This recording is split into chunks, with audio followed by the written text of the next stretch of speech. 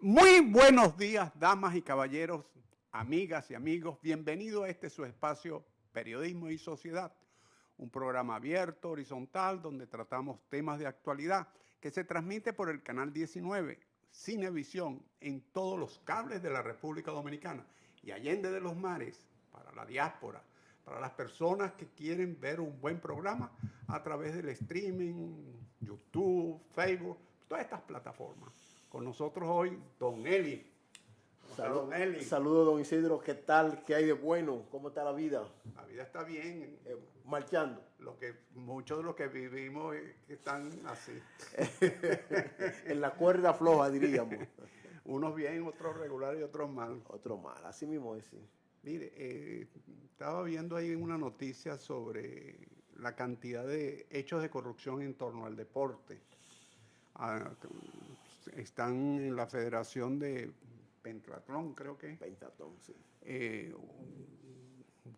Están adelantando un expediente. Al parecer recibían dinero del Estado, lo mandaban a asociaciones ficticias, etcétera. Pero la noticia habla también de otras federaciones que han hecho hechos delictuosos, han adelantado hechos delictuosos. Por ejemplo, con las visas, recomiendan ante la Embajada de los Estados Unidos a una persona que supuestamente va a un evento deportivo y esa persona no es deportista. Y van a los Estados Unidos y se quedan por allí, muchos de ellos. Y así sucesivamente. Es un malestar porque el deporte es algo prístino, algo, se supone que es algo bonito, puro, transparente. Es algo de virtud.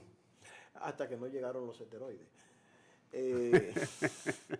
No, es así. Hay eso tradicionalmente aquí en el país. Federaciones deportivas se han aprovechado de eso para para burlar las visas. Obtener visas de una manera fraudulenta y que muchas personas se queden en los Estados Unidos. Otras no tienen, manejan los recursos que le dan el Estado, que les transmite el Estado, de una manera no muy pulcra.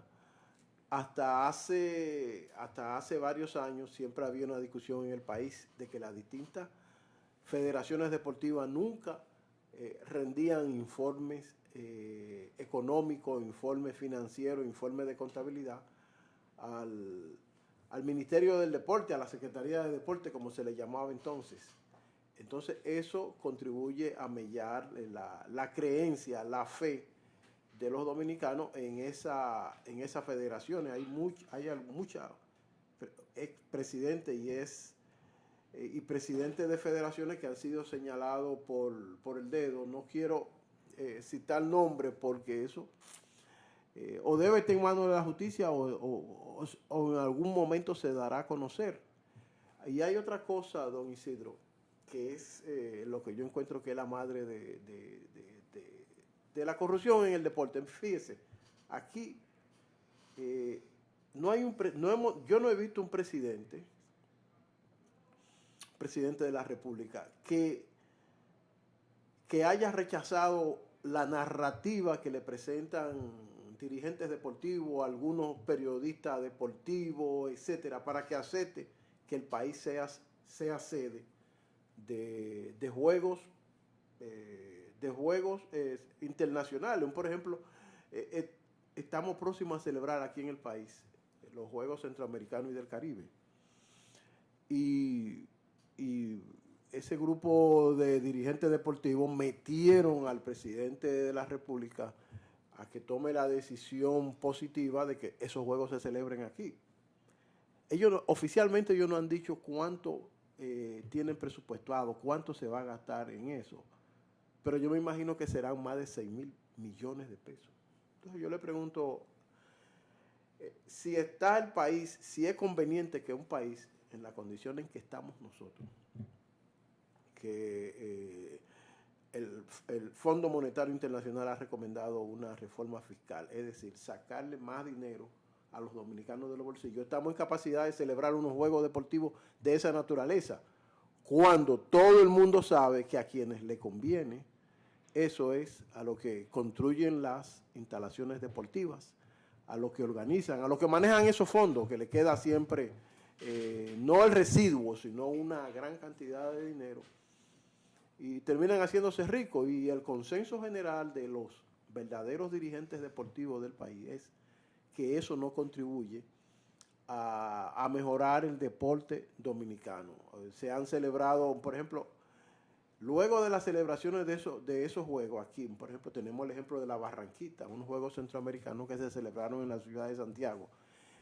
Finalmente la Barranquita terminó siendo pasto de ganado, o sea, instalaciones deportivas abandonadas. Y el país no se merece eso, o sea, los dirigentes deportivos deben de saber que este país no está en capacidad de asumir esa sede. Y peor y más aún, los presidentes de la República, cuando le van a presentar un plan de esa naturaleza, deben decir, señores, nosotros no tenemos recursos para eso. Hay un punto allí nodal que usted ha planteado, el mantenimiento de las instalaciones, porque los juegos deportivos como tal son interesantes desde el punto de vista de que motivan una serie de atletas a participar y se promueve el deporte de masa, pues en las escuelas, en las provincias, etcétera. Si esa programación se da, está bien. Luego, que se dan los juegos deportivos es el mantenimiento de las instalaciones y que el sistema siga funcionando, que sigue, porque después vienen los Juegos Centroamericanos en Honduras que se van a hacer, o los Juegos Panamericanos, las Olimpiadas, etcétera. Pero que el sistema siga funcionando. Pero el otro aspecto, el aspecto que nos originó el comentario, que es el aspecto de hechos ilícitos dentro de las federaciones y asociaciones, etcétera, te lleva a un tema de fondo que es el autocontrol de estas asociaciones. Hay una especie de filosofía, vamos a llamarlo así, una corriente que te dice que estas asociaciones, que son a final de cuentas una especie de asociaciones de la sociedad civil, porque se elige entre sus directivos, entre las asociaciones deportivas, etcétera, entre los clubes, se autogestionan, se autoadministran y prácticamente las normas de control son pocas. Esas asociaciones reciben dinero de empresas privadas y reciben dinero del Estado. Reciben dinero del Estado y de empresas privadas. La parte del Estado, ahí siempre caemos en lo mismo. Hay un tema de evaluación y control, de Contraloría. La Contraloría General de la República o cualquier otro organismo, sea el Ministerio de Deporte o cualquier otro organismo, tiene que tener un sistema más eficiente en evaluar y hacerle seguimiento a esos aportes que se le dan a estas instituciones. Entonces, llegamos siempre a lo mismo, que el problema está en evaluación y seguimiento. Es así.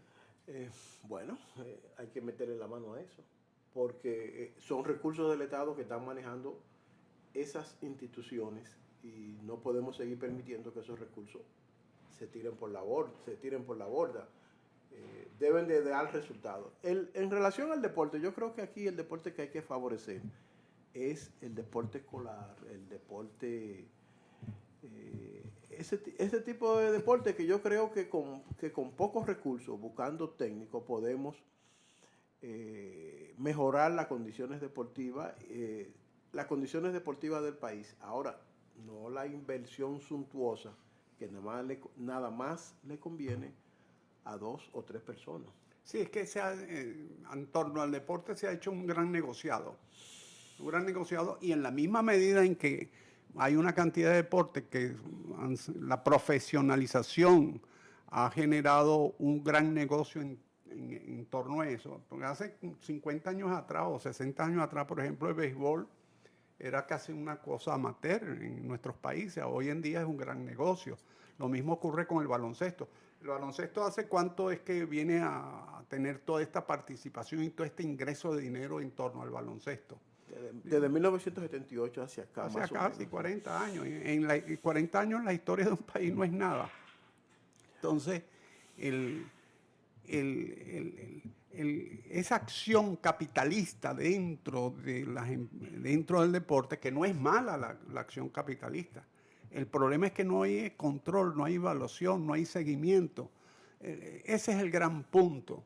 El punto no es que la sociedad genere sus actividades y su dinámica. El punto es que cuando hay inversión del Estado, el Estado tiene que tener un programa de seguimiento y control de sus inversiones.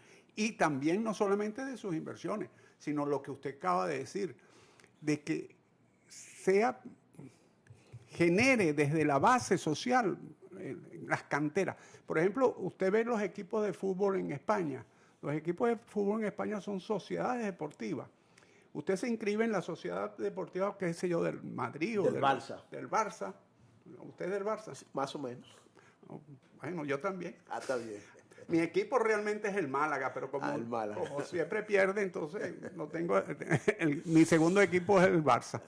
Bueno, ¿qué sucede? Tú te inscribes en la sociedad deportiva, tú como vecino, y participas en las peñas, pero es que la sociedad deportiva tiene canteras de futbolistas, de muchachitos de 4, 5, 6 años ya las están promocionando.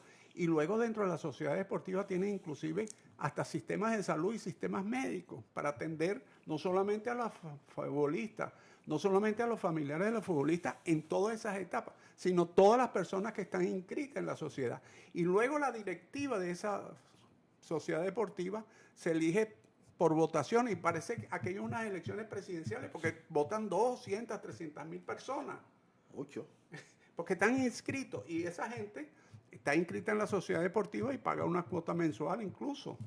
Pero entonces es un concepto que se ha culturizado, se ha colocado en la mente de las personas. Entonces el punto aquí es llevar a la sociedad dominicana la importancia del deporte escolar. Como usted bien lo apunta, yo creo que eso es lo mejor que hay, el deporte escolar.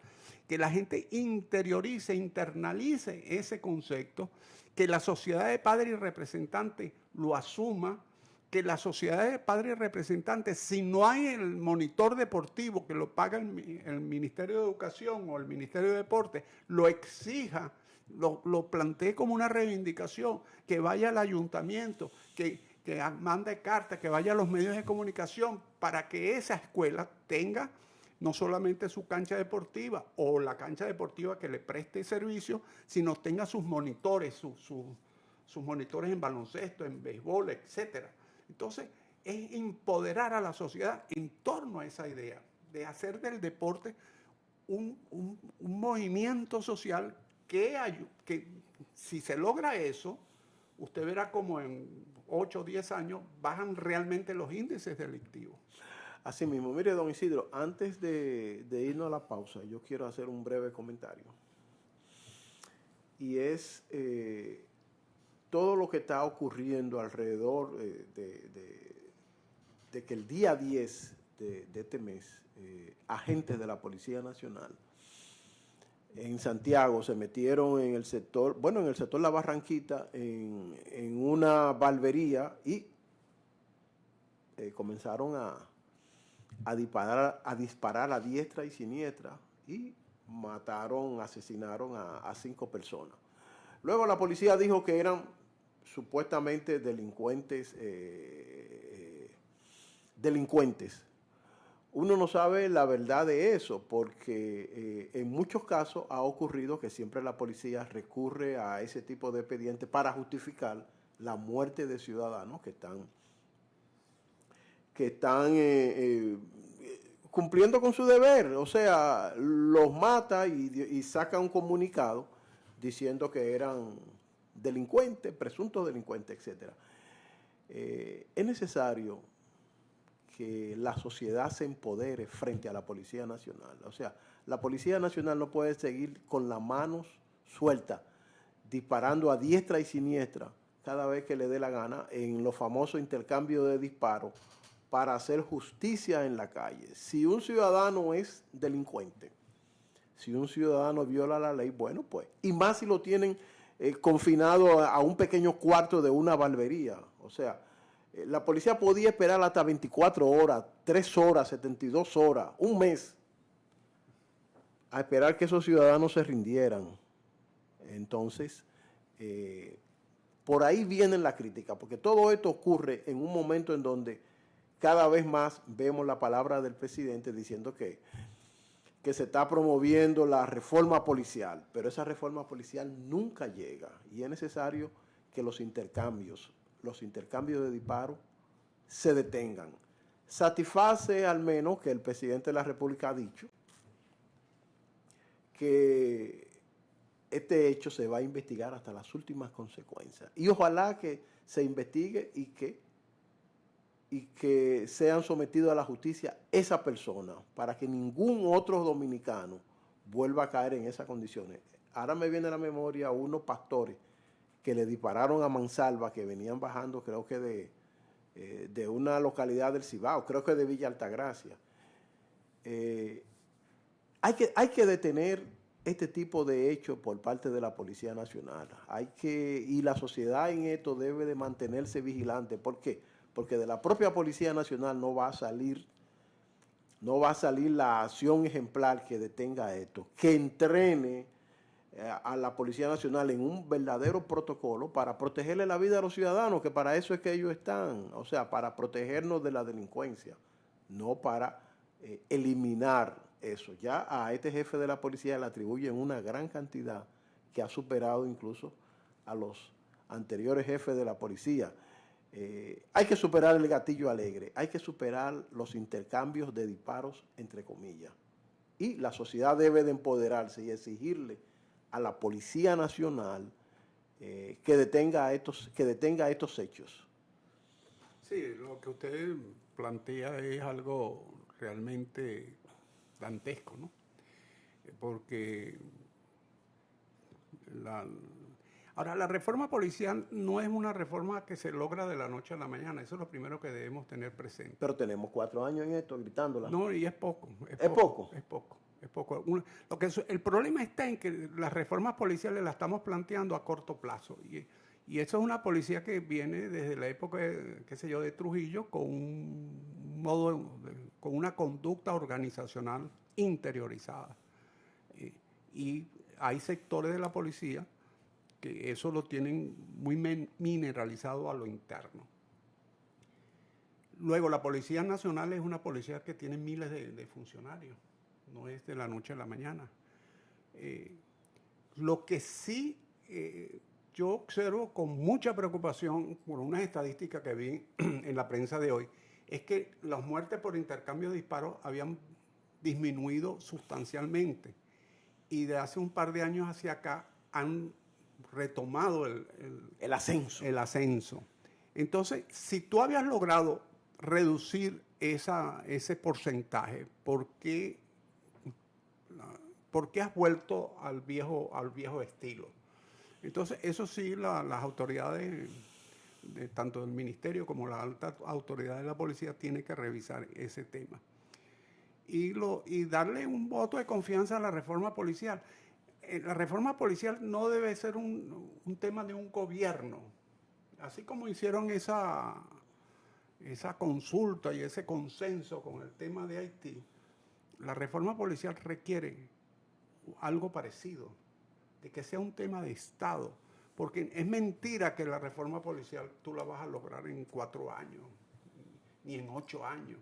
La reforma policial es una reforma que tú tienes que llevarla poco a poco y a largo plazo.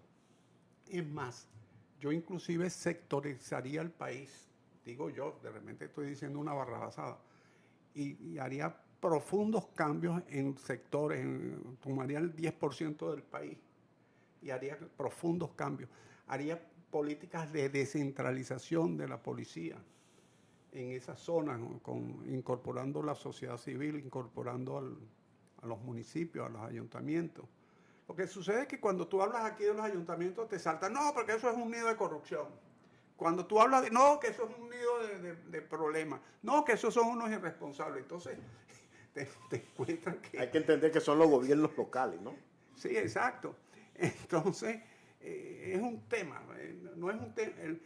La complejidad de la sociedad hispanoamericana en general y dominicana en particular, la complejidad hace que los programas estos de reforma, de modificación de conducta, de cambiar patrones, no sea tan fácil. Pero hay que hacerlo y tener conciencia de que tú necesitas más de 4 años para hacer una real.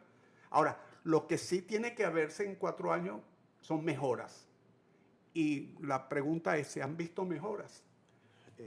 Yo pienso que, bueno, le cambiaron el uniforme. No, pero eso es maquillaje. Eso es maquillaje. Yo digo, Han hecho algún tipo de reforma porque hay muchos destacamentos que han sido dotados de internet. No sé si usted sabe que... Pero todo esto es herramienta. Yo digo mejoras en la conducta, en la relación policía-ciudadano. Allí es donde está el meollo del tema. El tema no es que usted me coloque un aparato y eso es importante, y no digo que no sea importante, hay que hacerlo y que le ponga un buen uniforme. Una cámara para que... No, eso es importante porque eso es una prevención. Es una prevención, Prevención para que el policía no cometa un desmán, no se desvíe. Un desliz, como dice el señor Braudilio. pero lo cierto es que nosotros no somos Mire, ahí está la encuesta. ¿Va? No somos antipolicía nacional. La estadística. Sí, no somos antipolicía nacional. Nosotros lo que queremos es que la policía realmente funcione para que preserve a los ciudadanos honestos de los delincuentes. Queremos que la policía cada día se mejore. Y por eso le hacemos este tipo de crítica. Porque también hay que reconocer una cosa, que esa misma policía es la que controla a la delincuencia. Y quieras o no, nosotros, yo no diría que somos un país tranquilo, pero medianamente podemos decir que tenemos algún tipo de seguridad y de paz social, y eso lo garantiza. Claro. Hasta ahora esa policía. Ahora, cuando esa policía se desmadra, necesariamente tiene que aparecer la visión crítica de todos los ciudadanos para volver a encauzarla. La paz social te la garantizan dos cosas, la microeconomía y la policía. Muy buena tesis, esa es la microeconomía. Vamos a ir a una pausa, ¿verdad? Y vamos a regresar con las pinceladas educativas. Hoy se cumple un nuevo aniversario de la Batalla de la Estrelleta. Fue un hecho histórico, un hecho de guerra que reafirmó la dominicanidad en el curso de la guerra de independencia contra Haití. José Joaquín Puello se cubrió de gloria en ese combate. Vamos a ver este video que nos habla sucintamente sobre este hecho y del personaje Incomento.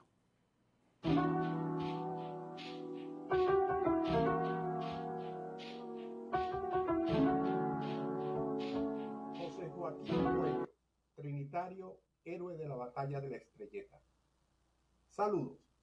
El 17 de septiembre de 1845, en la parte fronteriza de República Dominicana y Haití, en la sabana de la Estrelleta, cerca del poblado de las Matas de Farfán, se escenificó uno de los grandes combates de la Guerra de Independencia Nacional, la Batalla de la Estrelleta.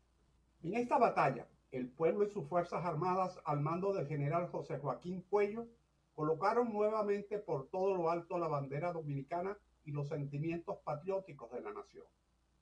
En esa contienda, el general José Joaquín Puello, con una porción del Ejército del Sur, liderada por el general Antonio Duvergé, lograron vencer de manera convincente a las tropas del país vecino, Haití, comandadas por el general Jean-Louis Pierrot, quienes pretendían reagruparse para investir de nuevo contra los independentistas dominicanos, es decir, volver a controlar la naciente patria.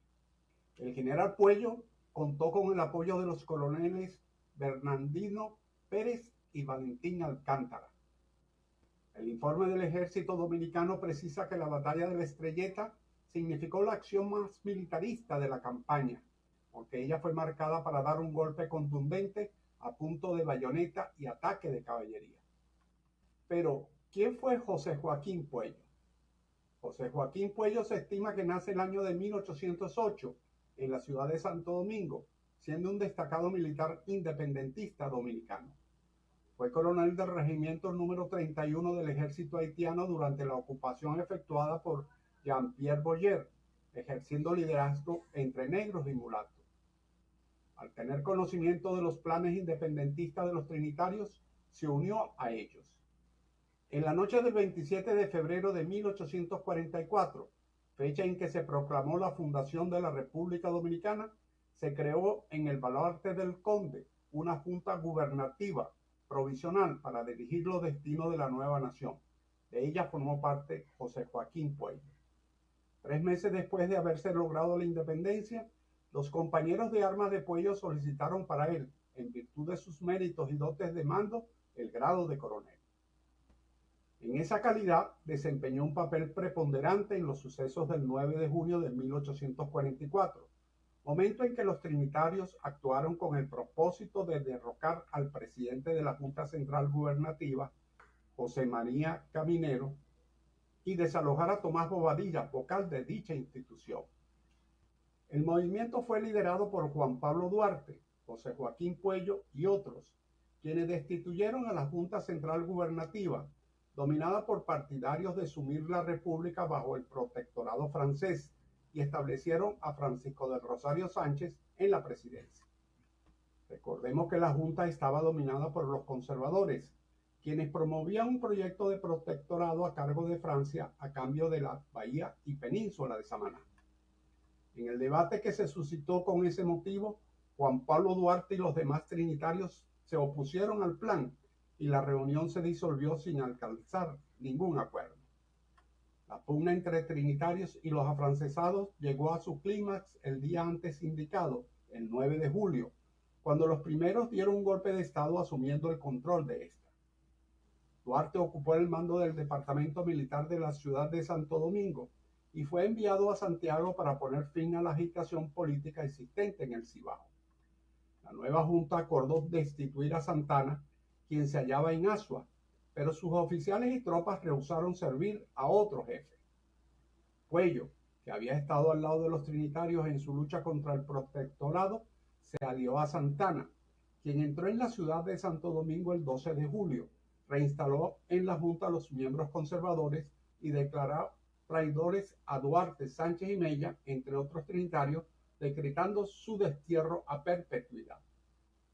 Durante la segunda invasión haitiana de Jean-Louis Pirot, Puello fue destinado a la frontera sur y en compañía del general Antonio Duvergé derrotó al enemigo en la batalla de la Estrelleta, ocurrida el 17 de septiembre de 1845.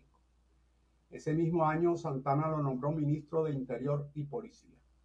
Aun cuando se alineó con este, Puello continuó siendo fiel a las ideas de los trinitarios, lo que le ganó la mala voluntad de los conservadores y del cónsul francés, el cual trató de expulsarlo del país. En un informe a su gobierno, el cónsul lo tachó de hostil a Francia por prejuicios raciales.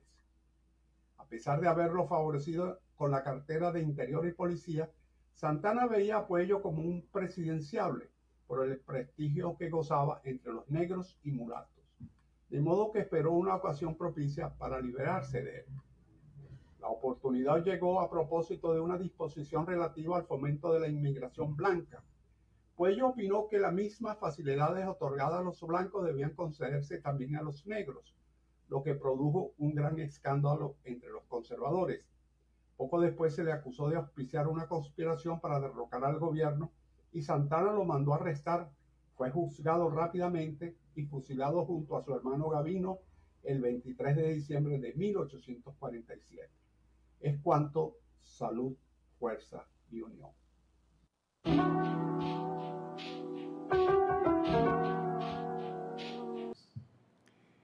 Bueno, mis queridos televidentes, hay un tema que nos interesa, que es las personas que dependen del Estado. Estoy viendo aquí la estadística que nos va a colocar ahora Humberto en pantalla. Las personas que dependen del Estado, son varios tipos de personas que dependen del Estado. Unos que son empleados del Estado, cobran un sueldo, otros tienen pensiones del Estado, otros tienen ayuda como esas tarjetas de Supérate, ¿qué se llama? Supérate, solidaridad y todas esas tarjetas. Cariñito, etcétera, etcétera. Exacto, y todos esos programas sociales que en cierta forma atienden a sectores de la población. Como todo en la vida, tiene una cara positiva y una cara negativa. Como las monedas tienen una cara y tienen un sello. Estamos viendo ahí la estadística y observamos que en el año 2016 el 36.9% de la población recibía algún tipo de subsidio o de sueldo o de ayuda del Estado. Eso pasó en el 2020, se mantuvo más o menos al 37% y luego ha venido subiendo hasta llegar en lo que va de este año, en la estadística hasta abril-junio del 2025 a un 49%. Digo que tiene un lado positivo y un lado negativo. Tiene un lado positivo en el sentido de que hay un sector social que recibe un beneficio. Ese beneficio, sobre todo con esas tarjetas Supérate y todas estas cosas. Solidaridad, Supérate. El cariñito, el bono gas, bono luz, etcétera, etcétera. Coadyuvan a la economía, inyectan recursos a la economía y particularmente a ese tipo de economía que tiene que ver con productos agrícolas. La gente va al mercado, compra sus guineos, compra sus pollos, son productos de la agricultura. Tiene un lado negativo, que es lo que la gente se acostumbra a la dádiva. El punto nodal es que todos esos programas, apartando los sueldos, amén de que los sueldos hay funcionarios o empleados que son botellas, quitando las botellas, por supuesto.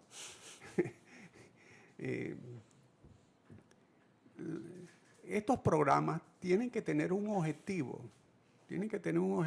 que es sacar a la gente del nivel de pobreza. Estos programas ayudan a que la estadística, los niveles de pobreza extrema se reduzcan, porque tú colocas al individuo con un ingreso superior a $2 diarios y lo sacas de las estadísticas de la pobreza extrema. Pero el punto nodal es que no es que lo saques momentáneamente, coyunturalmente, para una estadística, para un momento electoral, etcétera, sino que les dé en paralelo algún tipo de formación para que se incorporen definitivamente al mercado formal, que se incorporen al mercado laboral formal, que generen una actividad personal propia, productiva, que le dé un aporte a la sociedad, a la economía, y que no sea algo permanente, porque si es algo permanente, lo que estás creando es una sociedad, en un sector de la sociedad, a un grupo social, le estás estimulando es la vagancia. ¿Usted no cree, don Eli? Bueno, sí, eso es respetando la distancia, lo que en otros países se llama el Estado benefactor. Y otro, como un pensador mexicano, lo llamó el ogro filantrópico, don Octavio Paz. Mira, eso tiene su lado bueno y como usted dice, su lado bueno y su lado malo. Por un lado, tú creas gente que, si tú no le haces exigencia de que lleven sus hijos a la escuela, de que traten de superarse, pues tú estás tirando ese dinero a resolver únicamente un problema en un determinado momento. Pero por un lado tienen el hecho de que contribuyen a ampliar el mercado. Esa gente van, y por eso yo veo que no hay mucha protesta de parte del sector, de estos sectores de la sociedad que siempre viven a la casa de crítica, porque contribuye. Usted se imagina en un pueblo pequeño como Guerra, que hayan 1,000 o 2,000 personas que reciban su tarjetica y su qué sé yo qué cosa, y que cada mes van a la bodega y compran. Eso le mueve el mercado. Pero uno no sabe si es de esa forma que nosotros vamos a superar este estado de su desarrollo en que nos encontramos. El Estado yo creo que debe eso hay que irlo superando, hay que tratar de promover niveles educativos, niveles de inserción en la sociedad, para que en la fábrica crear mejores fuentes de trabajo para evitar este tipo de cosas. Hay que irlo superando, como también hay que ir superando las exenciones fiscales que se le conceden a empresarios, que por cierto, hay que comparar cuánto reciben los empresarios en exenciones, el sector turístico, el sector de los combustibles, etcétera, etcétera, en exenciones fiscales que ascienden a más de alrededor de 400 mil millones de pesos cada año, y con la agravante de que el Estado no se puede quitar eso de encima, tiene que seguir cargando, porque eso sí constituye una fuerza que puede provocar convulsiones sociales aquí en el país si le quitan eso. Entonces, este es un problema que hay que verlo y analizarlo con mucho cuidado para evitar caer Pero es que el punto nodal es el aumento, o sea, pasó de un 39% a un 50%. A un 51%, sí, eso. El aumento ese ha sido de más de un 11%. La sociedad, los estados siempre van a tener necesidad de tener, y valga la cacofonía, de ayudar a un sector de la sociedad, de la población, siempre. Porque, por lo que sea, porque son débiles sociales. La debilidad social siempre hay un sector de la población. Pero pensar que en este momento, de cada 2 dominicanos que usted ve caminando por la calle, 1 recibe algún tipo de beneficio directo del Estado, del gobierno. Es muy alto. Yo no sé si el señor Pequeño, ¿usted recibe algún bono social, bono luz, bono van? Nada. ¿Y usted recibe, don Eli? No, quisiera recibirlo. Bueno, aquí están las estadísticas mal, porque aquí está 3-0. Pero según estas estadísticas, de cada 2 dominicanos, o sea que los 2 primeros que nos encontremos en la calle están recibiendo. Para hacer las estadísticas es como debe ser. De cada 2 ciudadanos dominicanos que están en la calle, 1 recibe algún tipo de beneficio. O son empleados públicos, o son botellas, o reciben una tarjeta de estas de ayuda social, etc. El porcentaje es demasiado alto. Y eso no es óbice para lo que usted dice de las exenciones fiscales o los apoyos y las ayudas que se le dan a otras personas. Pero el punto es ese, que ese sector hay que atenderlo, al débil social hay que atenderlo, pero hay que atenderlo también con programas que lo ayuden a salir definitivamente de esa parte, de esa debilidad social. No, yo estoy de acuerdo plenamente con todo lo que usted dice, y eso es una expresión del subdesarrollo. Eso de que el Estado tenga que dar. Pero es que los países desarrollados también dan, y hasta más dan.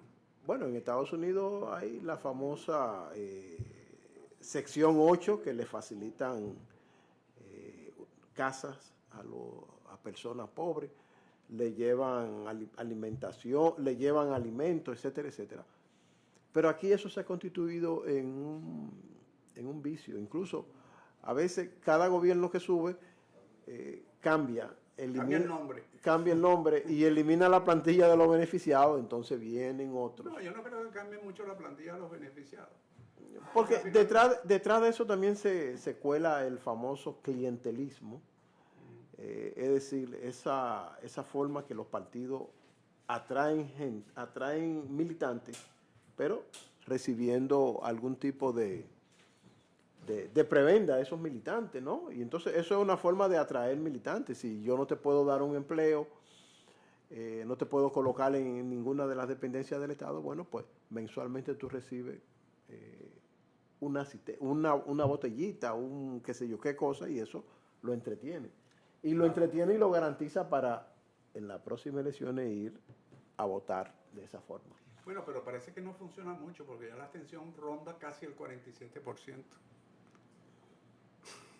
Pareciera que, parece que eso no emociona mucho, ¿no? Y para el próximo periodo, las próximas elecciones, se espera que superen que supere esa cifra. Porque bueno, el desencanto, sobre todo en los sectores de la clase media, es muy elevado, muy ostensible. Una palabra, como usted dice, muy mineralizado. Muy mineralizado. Bueno, pero es la realidad que nosotros estamos viviendo. Es el tema que deben estudiar los partidos políticos a lo interno.